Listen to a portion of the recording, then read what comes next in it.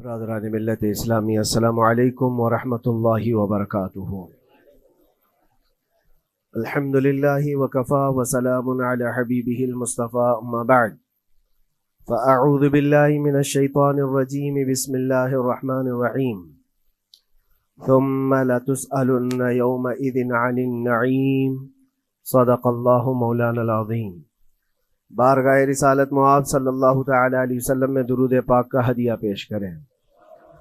اللہم صلی علی سیدنا و مولانا محمد معدن الجود والکرم وآلہ واصحابہ الکرام وابنہ الکریم وبارک وسلم صلاة دائمة سرمدا ابدا۔ قرآن عظیم میں اللہ رب العزت ارشاد فرماتا ہے، پھر تم سے ہر نعمت کے بارے میں ضرور پوچھا جائے گا۔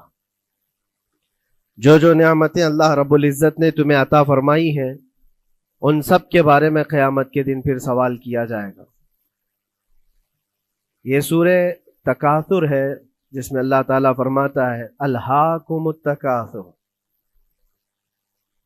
بہت زیادہ چیزیں جب کسی کو مل جاتی ہیں تو غافل ہو جاتا ہے۔ تکاثر کہتے ہیں حد سے زیادہ کوئی چیز ہو جائے، چاہے وہ مال ہو، دولت ہو، دنیا ہو، جائیداد ہو، جس طرح کی بھی کوئی چیز ہو، خواہشات ہو، جب حد سے زیادہ ہو جاتی ہیں تو آدمی کو غافل بنا دیتی ہے۔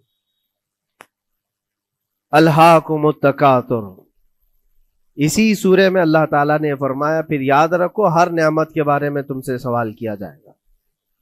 آج ہم لوگ اس سال کے آخری جمعہ میں آئے ہیں، 2024 ختم ہونے والا ہے۔ میرے عزیزوں، سب سے پہلے ہم سب کو یہ چاہیے کہ دنیا تو نئے سال کے آنے کے جشن کی تیاریوں میں ہے۔ گناہوں کے اڈے سجائے جا رہے ہوں گے، لوگ ادھر سے ادھر سفر بھی کر رہے ہوں گے، اہتمامات کر رہے ہوں گے، لوگ ایک نئے سال کے استقبال کی تیاریاں کر رہے ہیں۔ لیکن ایک مومن بندے کو یہ چاہیے کہ اس کے گزرے ہوئے سال کا وہ حساب بھی تو کر لے۔ حاسبوا قبل ان تحاسبوا، یہ فرمایا گیا ہے کہ اپنا حساب تم خود کر لو اس سے پہلے کہ اللہ تمہارا حساب لے لے۔ ہمارے گزرے ہوئے سال کے اندر کتنے دھکے کھائے، کتنی ٹھوکریں کھائی، کیا کیا نقصانات اٹھائے۔ سب سے بڑی بات تو یہ ہے کہ ہم نے کتنی عبادتیں کی، کتنی ریاضتیں کی، کتنی نمازیں ہماری ضائع ہوئی۔ یہ اگر محاسبہ کر لے انسان تو شاید ہو سکتا ہے آنے والا نیا سال اس کا بہتر طریقے سے استقبال ہو سکے۔ لیکن اگر صرف جشن کی تیاریاں کرتا ہے اور ہر نئے سال میں وہ اسی طرح کے دھوم دھڑاکوں سے داخل ہوتا ہے تو گزرے ہوئے سالوں کی غلطیاں اسے کبھی یاد نہیں آتی۔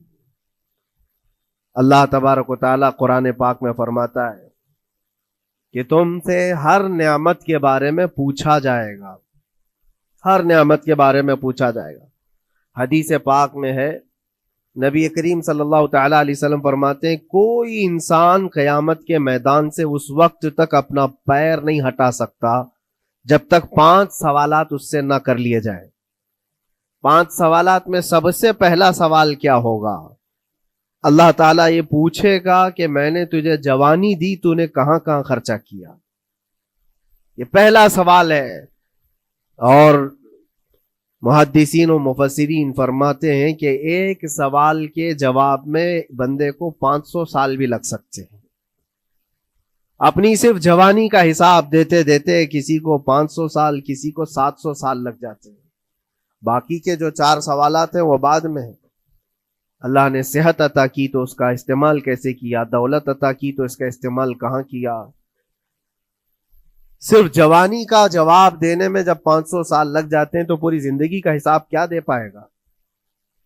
اسی لیے میرے عزیزوں، جس کے پاس آج جوانی ہے یا گزر چکی ہے وہ غنیمت جانے، ایک ایک لمحے کو غنیمت جانے۔ اور ایک حدیث پاک میں آپ کو بتاتا ہوں، اللہ کے حبیب صلی اللہ تعالی علیہ وسلم فرماتے ہیں 5 چیزوں کو 5 چیزوں سے پہلے غنیمت جانو۔ اس میں سے 2-3 میں ذکر کرتا ہوں۔ حضور پاک صلی اللہ تعالی علیہ وسلم فرماتے ہیں اپنی صحت کو غنیمت جانو بیمار ہونے سے پہلے۔ آج صحت مند ہو تو اس کی قدر کرو بیمار ہونے سے پہلے. ہاتھ نہیں ٹوٹا ہے ابھی, پاؤں نہیں ٹوٹا ہے, سر سلامت ہے, سوچنے کی طاقت ہے, زبان سلامت ہے. اپنی صحت کو غنیمت جانو اور ہر دن اللہ کا شکر ادا کرو کہ مولا میری طاقت اور میری حیثیت سے زیادہ تو نے مجھے عطا کیا ہے. اور اگر اپنی صحت کا خیال نہیں ہے, قدر نہیں ہے, تو جاؤ کبھی کسی کینسر ہاسپٹل میں جا کر کے دیکھو, کئی ایسے لوگ ہیں جو موت اور حیات کے بیچ لڑ رہے ہیں. کچھ تو ایسے ہیں جو روز موت کی تمنا کرتے ہیں لیکن موت بھی نہیں. مجھے یاد ہے آج تقریباً 8-9 سال ہو گئے ہوں گے, ایک کینسر ہاسپٹل میں ایک ادھیڑ عمر کے شخص سے ملاقات. میں تیمارداری کے لیے عیادت کے لیے جایا کرتا تھا.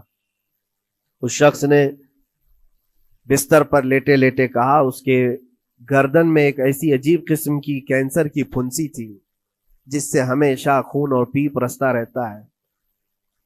کافی دنوں سے ہاسپٹلائزڈ ہے, لیکن ایک اس کی جو گڑ گڑاہٹ دیکھا اور ریکویسٹ میں نے سنا, کہا کہ حضرت صرف اتنی دعا کر دے کہ میرا سر اٹھے اور میں سجدہ کر سکوں.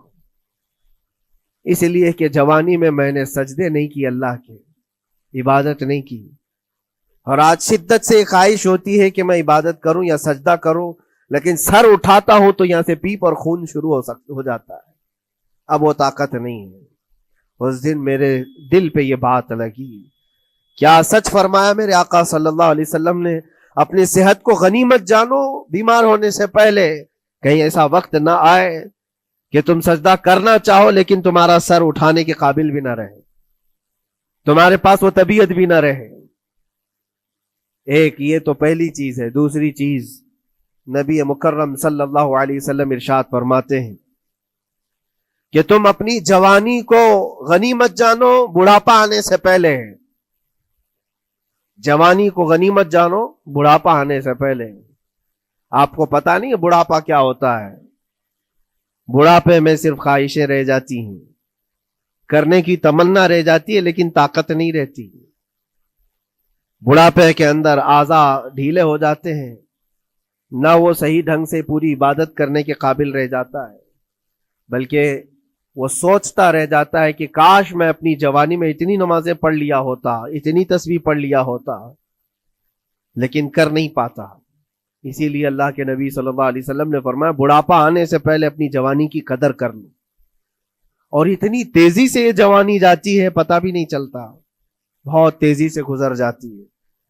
جوانی ایسا شباب ہے کہ یہ بجلی کی طرح بھاگتی چلی جاتی ہے, کیونکہ جوان ہوتے ہی آدمی کے اوپر ایسی ذمہ داریاں آئیں. اس کو شادی کا خیال آیا, شادی کیا, بچوں کا خیال آیا, بچے ہوئے, پالنے کی بات, گھر بنانے کی فکر, بزنس کی فکر, جاب کی فکر. ان تمام چیزوں میں اتنا گھرا رہا کہ جوانی نکل گئی, بال سفید ہو گئے, پتہ ہی نہیں چلا, بڑھاپا آ گیا. اور اس کے بعد بڑھاپے میں اس کو احتساب کرنے کا موقع ملے تو سوچتا ہے کہ میرے پاس جوانی کے اتنے سال تھے, کاش میں عبادت کیا ہوتا یا کچھ کر لیا ہوتا. لیکن ایک بات یاد رکھو, گیا وقت پھر ہاتھ آتا نہیں, سدا دور دورہ دکھاتا نہیں. سب سے قیمتی چیز دنیا کی یہ وقت ہے جو گزر جاتا ہے. آج کا جمعہ پھر ہم صدیوں بعد بھی یا جتنی بھی زندگی ہو یہ دوبارہ نہیں لے سکتے, یہ واپس نہیں آئے گا ہماری زندگی میں. 2024 کا یہ آخری جمعہ ہے, پوری دنیا سر پٹک لے دوبارہ یہ جمعہ واپس نہیں لا سکتی گزر جانے کے بعد. یہ نظام کائنات ہے, وقت گزر رہا ہے. الوقت کالسیف, یہ وقت تلوار کی طرح ہے, اس کو تم کاٹ دو ورنہ یہ تمہیں کاٹے گا. تیسری چیز رسول پاک صلی اللہ تعالی علیہ وسلم ارشاد فرماتے ہیں, 2 چیزیں میں نے بتایا. پہلی یہ کہ صحت کو اپنی قدر کرو, غنیمت جانو بیمار ہونے سے پہلے. دوسری چیز ہے اپنی جوانی کی قدر کرو بڑھاپا آنے سے پہلے. اور تیسری سب سے امپورٹنٹ ہے, اللہ کے نبی نے فرمایا زندگی کو غنیمت جانو موت آنے سے پہلے. پہلے والی 2 چیزوں میں تو تمہارے پاس موقع تو ہے. صحت چلی گئی, بیمار ہے, لیکن بیماری میں بھی توبہ کر رہا ہے, اللہ اللہ کر رہا ہے, چلو ٹھیک ہے. جوانی چلی گئی لیکن بڑھاپا ہے, بڑھاپا میں تو اللہ اللہ کر رہا ہے, عبادت کر رہا ہے. یہ دونوں میں تو موقع ہے, لیکن زندگی ختم ہو گئی, موت آ گئی, تب پھر کیا ہے؟ موت کے بعد پھر کوئی عمل نہیں، موت کے بعد کوئی عمل نہیں۔ حضرت سفیان ثوری رضی اللہ تعالیٰ عنہ کی وہ بات مجھے یاد آتی ہے، ایک جنازہ جا رہا تھا اور اس جنازے کے پیچھے ایک 8 سال کی بچی روتی ہوئی جا رہی تھی، اس کے باپ کا جنازہ تھا، بہت رو رہی تھی، بہت گڑ گڑا رہی تھی۔ کیا جملہ کہہ رہی تھی؟ کہتی تھی کہ ہمارے گھر پر، ہم پر جو آج مصیبت آئی ہے، اس سے بڑی مصیبت کبھی آئی نہیں، بہت بڑا صدمہ ہے، بہت بڑی مصیبت ہے۔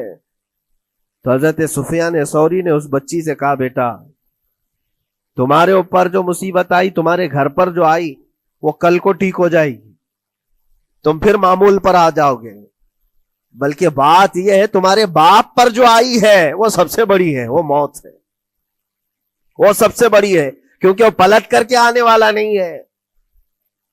جنازے کو دفن کر دیا گیا۔ دوسرے دن قبرستان میں حضرت سفیان ثوری کہتے ہیں اسی قبر کے پاس میں اس بچی کو روتے ہوئے دیکھا۔ بچی کو باپ سے بڑا لگاؤ رہا ہوگا، قبر کے پاس بیٹھ کر کے رو رہی تھی، یوں کہہ رہی تھی، ابا آپ بیمار تھے، میں دوائی لا دیتی تھی، آپ سونے کے لیے جاتے میں بستر جھاڑ دیتی تھی اور بچھونے بچھا دیتی، آپ کو اڑا دیتی چادر، اور آپ کو کھانا میں لا کر پروس دیتی۔ کل کی رات کیسی گزری؟ کیا کسی نے دوائی پوچھی آپ کو؟ کیا کسی نے کھانا پوچھا آپ کو؟ کیا کسی نے بستر جھاڑ کر دیا اور کسی نے آپ کو اوڑھنا اڑایا؟ وہ روتی ہوئی اپنے باپ سے، مرحوم باپ سے باتیں کہی جا رہی تھی۔ حضرت سفیان ثوری اٹھاتے اور کہتے ہیں، بیٹا یہ سوالات اب نہ کر اپنے باپ کو کہ کسی نے کھانا پوچھا، دوائی پوچھی، بستر بچھایا، نہیں، اب یہ پوچھ اپنے باپ سے، کل ہم نے جو آپ کو صحیح سلامت دفن کیا، چہرہ ابھی تک سلامت ہے یا نہیں؟ ابھی تک پیٹ سلامت ہے یا نہیں کہ پھاڑ دیا گیا؟ کفن ابھی تک باقی ہے یا چھین لیا گیا ہے؟ یہ پوچھ اپنے باپ سے کہ کل ہم نے جب دفنایا تھا تو خوشبوؤں میں دفنایا تھا، پوچھ اپنے باپ سے کہیں کیڑے تو نہیں چڑھ گئے آج، کیونکہ یہ ہونے والا ہے اب قبر کی زندگی میں۔ عزیزان گرامی وقار، اسی لیے حضرت مولا علی کرم اللہ وجہہ الکریم جب قبرستان جاتے سلام کرتے قبر والوں کو، اور اس کے بعد ایک ایک گھنٹہ کھڑے ہو کر روتے تھے۔ حضرت سعید ابن مسیب کہتے ہیں، میں مولا علی کرم اللہ وجہہ الکریم سے پوچھا، آپ قبر والوں کے پاس کھڑے ہو کر کیوں رو رہے ہیں؟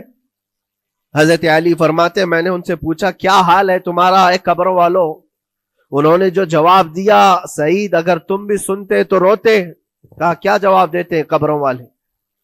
مولا علی کرم اللہ وجہہ الکریم فرماتے ہیں، وہ مجھے جواب دے رہے ہیں کہ اے علی، ہمارے گھر والوں نے تو ہمیں صحیح سلامت دفنایا تھا، ہمارے چہروں پر مسلسل آج دن اور رات بچھو چھوڑ دیے گئے، ہمارے چہروں پر آج اور ہماری ناک پر بچھو ڈنک مارتے ہیں، ہمارے بالوں میں جس کو ہم آئینے کے سامنے کھڑے ہو کر گھنٹوں سجایا کرتے تھے، پیپ بھر دیے گئے ہیں، اور ہمارے چہرے کی چمڑیاں جھلس گئی۔ یہ سارے جوابات میرے عزیزوں قبروں والوں کے ہیں۔ اس منزل تک ہر ایک کو پہنچنا ہے، اسی لیے سال گزرنے سے پہلے اپنی زندگی کا احتساب کرو۔ اللہ رب العزت نے ابھی بھی ہمیں موقع عطا کیا ہے، ابھی تمہاری زندگی ختم نہیں ہوئی، سانس لے رہے ہو، توبہ کر لو، دعائیں کرو کہ مولا کریم ہمارے لیے نیا سال خیر و برکت والا بنا، گناہوں سے بچنے والا بنا۔ کچھ لوگوں کی حالت یہ ہے کہ گناہوں پہ گناہ جب ہو جاتے ہیں تو نا امیدی کے شکار ہوتے ہیں، اب کیا ہونے والا ہے، میں تو بہت پاپی ہوں، بہت خطا کار ہوں، مجھ سے تو بڑے بڑے گناہ ہو گئے ہیں، اب میں کیا کر سکتا ہوں؟ نا امیدی کفر ہے میرے عزیز۔ آپ کو بتاؤں، رسول پاک صلی اللہ تعالی علیہ وسلم ایک مرتبہ صحابہ سے فرماتے ہیں، تمہیں پتا ہے اللہ رب العزت کا کرم اور اس کا رحم کیسا ہے؟ مسکرانے لگے۔ صحابہ نے پوچھا آپ کیوں مسکرا رہے ہیں؟ کہا اللہ تبارک و تعالی فرماتا ہے کہ صحرا میں چلنے والا ایک آدمی، غور سے سنیے گا، صحرا ڈیزرٹ، صرف ریت کا میدان، کہیں کوئی جھاڑ نہیں، کوئی عمارت نہیں، کوئی چھاؤں لینے کی جگہ نہیں، کوئی ایک بندہ اپنی اونٹنی پر ساز و سامان رکھ کر کے چل رہا تھا۔ صحرا کا سب سے بڑا پرابلم یہ ہوتا ہے کہ راستہ معلوم نہیں ہوتا، ہر طرف تو سیدھا ہی راستہ دکھتا ہے، ڈائریکشن پتہ ہی نہیں ہوتا. چاروں طرف سے آسمان ملا ہوا دکھتا ہے, جیسے سمندر ہے ویسے صحرا ہے. کبھی اگر آپ نے سفر کیا ہو, ہم نے مصر میں دیکھا ہے 200-250 کلومیٹر تک گاڑی چلتی ہے, ایک درخت بھی نہیں آتا, ایک عمارت بھی نہیں آتی صحرا میں. راستے بھول جاتے ہیں لوگ. پہلے کے دور میں تو کوئی نیویگیشن بھی نہیں تھا. تو کوئی بندہ ایسے جو اونٹنی پر ساز و سامان رکھ کر کے سفر کر رہا ہے اور ایک جگہ تھک کر کے سو گیا صحرا میں. سنی ہے یہ مثال فرما رہے میرے آقا صلی اللہ علیہ وسلم. تھک کر کے سو گیا اور جیسے اس کی نیند کھلی تو دیکھا اونٹنی ساز و سامان کے ساتھ غائب ہے, کچھ بھی نہیں ہے اس کے پاس. کھانے پینے کی جو چیزیں تھی, ساز و سامان تھا, سب اونٹنی کے ساتھ غائب ہو گیا. اب وہ بیچ صحرا میں اتنا حیران اور پریشان, اٹھ کر کے تلاشنے لگا. اب اس کو نہ راستہ دکھائی دے نہ اپنی اونٹنی دکھائی دے. شدت پیاس کی وجہ سے اب وہ جگہ جگہ پانی تلاش کر رہا ہے, پانی بھی نہیں ملتا صحرا میں. موج سراب جس کو کہتے ہیں نا, موج سراب کیا ہے؟ ریت چمکتی ہے سورج کی دھوپ سے اور انسان کو ایسا لگتا ہے ادھر پانی ہے, اور وہاں تک پہنچتا ہے تو پانی نہیں ہوتا, ریت ہوتی ہے. وہ اسی پانی کو تلاش کرتے کرتے صحرا میں مر جاتا ہے. صحرا میں بہت لوگوں کی موتیں ہوتی ہیں, پہلے بہت لوگ مر جاتے تھے جو راستہ بھٹکتے تھے. اب حدیث پاک میں فرمایا گیا وہ بندہ جس کی اونٹنی غائب ہو گئی, ساز و سامان بھی نہیں, ڈھونڈتا رہا پورا دن پوری رات, تھک ہار کر کے آزا جواب دے گئے. اب نہ پانی ملتا ہے, نہ کھانا ملتا ہے, نہ اپنی سواری ملتی ہے. ایک جگہ آ کر بیٹھ گیا, اپنی آخری سانسیں گن رہا تھا, کیونکہ اب آزا جواب دے گئے تھے. سخت شدت کی دھوپ, صحرا کی تپتی ہوئی زمین اور بھوک و پیاس کی تکلیف الگ. جیسی ہی وہ لیٹا اس کی آنکھ لگ گئی, اس کو لگا اب یہ میری آخری سانسیں ہیں, اب مرنے کا وقت قریب آ گیا ہے. پھر اس کی آنکھ کھلتی ہے. آنکھ کھلتی ہے تو دیکھتا ہے اس کی اونٹنی ساز و سامان کے ساتھ پاس میں کھڑی ہے, کھانا بھی بھرا ہوا ہے, پانی بھی بھرا ہوا ہے, سب کچھ ہے. اب نبی پاک صلی اللہ تعالی علیہ وسلم صحابہ سے پوچھتے ہیں, عرب والے بہت اچھی طرح جانتے تھے صحرا کا سفر کیا ہوتا ہے. پوچھتے ہیں اے میرے صحابہ بتاؤ اس بندے کو اپنی گمشدہ اونٹنی ملنے کا کتنا اچھا لگ رہا ہوگا, کتنی اس کو خوشی ہوئی ہوگی. صحابہ کہتے ہیں یا رسول اللہ صلی اللہ علیہ وسلم اس کی تو جان میں جان آ گئی, صحرا میں اپنی گمشدہ اونٹنی مل جائے, کھویا ہوا سامان, اپنی گمشدہ سواری اور پانی مل جائے, یہ تو حیات نو کی ایک بہت بڑی خوشخبری ہے اس کے لیے.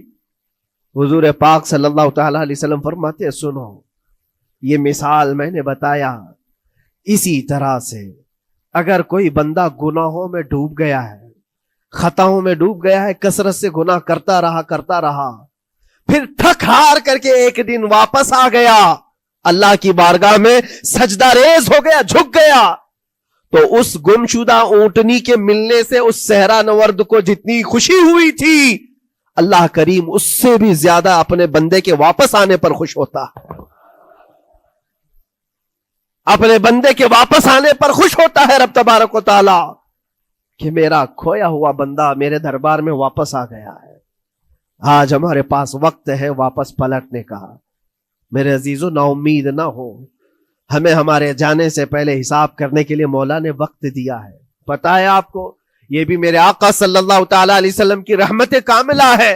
رب تبارک و تعالیٰ سے آپ نے یہ دعا کر کے اپنی امت کے لیے اتنا وقت دلایا ہے کہ اللہ تبارک و تعالیٰ سے حضور صلی اللہ علیہ وسلم نے یوں عرض کیا کہ مولا میری امت کو توبہ کی مہلت دے, توفیق دے, مہلت دے. کہا کہ مرنے سے 1 سال پہلے تک, کہا نہیں یہ بہت لمبا وقت ہے, پتا تو نہیں ہے مرنے سے 1 سال پہلے توبہ کرے گا, کب موت آنے والی معلوم نہیں. کہا مرنے سے مہینہ پہلے تک, کہا نہیں یہ بھی وقت زیادہ ہے. کہا مرنے سے 1 دن پہلے کوئی توبہ کر لے تو معاف کر دیا جائے گا. نبی پاک صلی اللہ علیہ وسلم نے اللہ کی بارگاہ میں گڑ گڑاتے ہوئے کہا مولا 1 دن بھی بہت ہے, اور موقع دے دے میری امت کو, میری امت کو اور موقع مل جائے. رب تبارک و تعالیٰ نے 1 دن پہلے توبہ کرنے والے کو معاف کرنے کا وعدہ فرمایا, لیکن نبی رحمت صلی اللہ علیہ وسلم نے عرض کیا کہ مولا اور بھی کم کر دے. رب تعالیٰ فرماتا ہے موت کا جو گرگرا آتا ہے، یعنی جو ہچکی آتی ہے، فرشتے نظر آنے لگتے ہیں، رب تعالیٰ فرماتا ہے اس سے 1 منٹ پہلے بھی توبہ کر لے میں سب معاف کر دوں گا۔ یہ صرف رسول پاک کی اس امت کے لیے، اس امت کا خاصہ ہے۔ مرنے سے 1 منٹ پہلے بھی وہ آ جائے اللہ کی بارگاہ میں، مولا معاف فرما دے گا۔ عزیزان کرام وقار، اسی لیے میں عرض کرتا ہوں کہ وقت تمہارے ہاتھ سے نکلنے سے پہلے تم آ جاؤ اور اسی دربار میں آؤ جہاں بیٹھنے والا صدیق اکبر بنا، جس کے قدموں میں بیٹھ کر فاروق اعظم بنا، جس کی چھاؤں میں چلنے والا عثمان ذو النورین بنا، اور جس کا لعاب پاک پی کر کے حیدر کرار بنا۔ اس دربار میں آ جاؤ، کامیابی ہماری وہیں رکھی ہے۔ اللہ کریم ہمارا یہ گزرا ہوا سال، اس میں جتنے ہماری غلطیاں، کوتاہیاں، کمیاں، بیشیاں، گناہ ہوئے ہیں، مولا اپنے فضل و کرم سے معاف فرما دے، اور آنے والے نئے سال کو ہمارے لیے خیر و برکت والا، ایمان و استقامت والا سال بنا دے۔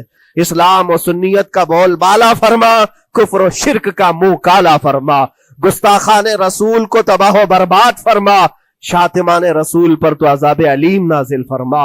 اے رب کریم، اے احسن الخالقین، مولا ہم سب کو مرنے سے پہلے سچی توبہ کی توفیق نصیب فرما۔ وآخر دعوانا ان الحمدللہ رب العالمین۔ السلام علیکم۔